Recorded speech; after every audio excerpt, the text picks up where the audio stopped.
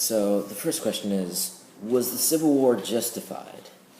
I believe that the Civil War was justified because even though the North didn't have the best of intentions, it still fought the war to end slavery, which I believe was a great first step. Alright, so the second question is whether or not we should have fought the war to end slavery.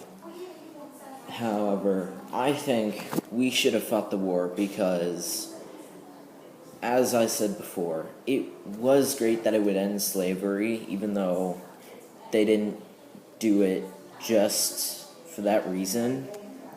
But it made a pretty big difference, aside from the fact that blacks were still treated unequally.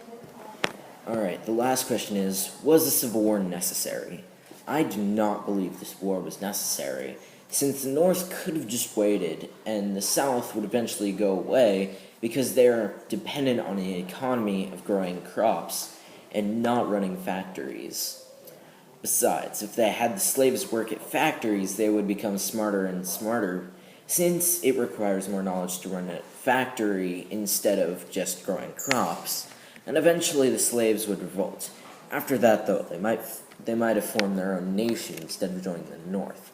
And it was still better that the war was fought, since it raised relations with the blacks that they've relieved from slavery, even though they weren't treated equally in the end. And about 620,000 men died in the Civil War, which is quite a lot of people. Also, the North's army had more blacks fighting in it than the South had soldiers at the end of the war when the South surrendered.